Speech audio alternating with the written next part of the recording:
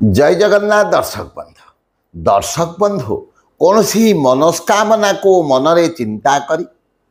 जदि शंकर भगवान को आम बेलपत्र अर्पण करवा एवं अर्पण करने समय शंकर भगवान को आमर मनर कथा जनइबा भगवान को गुहारी करवा शंकर भगवान कृपार आमर मनस्कामना इच्छा निश्चित भाव में पूरण हो एथिरे मात्र सन्देह नहीं। ताले दर्शक बंधु आम जिते बड़े कौन उपवास करुचे कि शंकर भगवान को बेलपत्र अर्पण करुचे ताले कौ दिन आम बेलपत्र को तोड़ा उचित आउ कौ दिन आम बेलपत्र को तोड़ा उचित नहीं। ताले यही कथाटी प्रति सब बेले गुरुत्व देवा आवश्यक।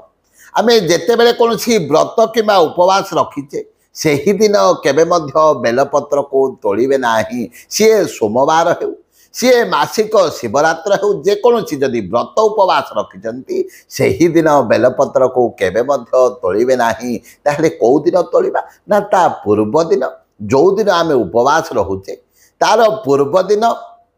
कौन करवा बेलपत्र को आम गचर तोड़ी आनी ताकू गंगा जल में बुड़े रखा एवं ता परदिन सकाळे शंकर भगवान को अर्पण करवा। आउ गोटे कथा मन रखंतु 12टा परे केबे मध्य बेलपत्र को गचर तोड़तु ना सकाळे 12टा पूर्वर सब बेले बेलपत्र को तोड़ी आनी ताकू गंगा जल में बुड़े रखिए ता परदिन शंकर भगवान को अर्पण करेंगे। खंडित बेलपत्र केबे मध्य शंकर भगवान को अर्पण करंतु नाही। आउ जेते बेले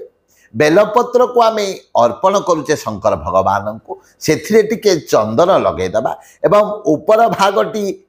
शंकर भगवान शिवलिंग उपर लगी एवं तल भागटी ऊपर को एभली भाव में बेलपत्र को आम शंकर भगवान को अर्पण करवा। दर्शक बंधु जेते बेले बेलपत्र अर्पण करुचे सब बेले शंकर भगवान को मने मने चिंता करवा महामृत्युंजय मंत्र को मने मने चिंता करी जदि आम बेलपत्र को अर्पण करवा ताहले शंकर भगवान निश्चित भाव में आमर गुहारी शुणिबे एथिरे तिले मात्र सन्देह नहीं। ताहले दर्शक बंधु जो दिन कौन व्रत उपवास रखिंट कौन परिस्थिति रे मध्य बेलपत्र को तोड़तु ना ता पूर्व दिन तोड़ी आनी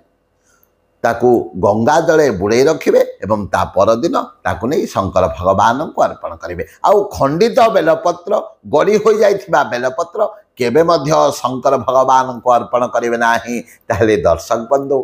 शंकर भगवान हेउचंती अकर्म कर्मदायक भाग्य रे नथिले कर्म रे नथिले मध्य केही जदि प्रदान करि पारिबे से हेउचंती शंकर भगवान। आउ सब बेले मन रखंतु बेलपत्र हेउची शंकर भगवानंकर सबुठारु प्रिय तेणु सोमवार दिन गोटे लोटा जल एवं 7टी बेलपत्र कि 21टी बेलपत्र जदि शंकर भगवान को अर्पण करेंगे कौन सी मनस्कामना को मन मध्य चिंता करी जदि आप अर्पण करेंगे आपणकर मनस्कामना शंकर भगवान निश्चित भाव में पूरण करेंगे। जय जय जगन्नाथ जय जय जगन्नाथ जय जय।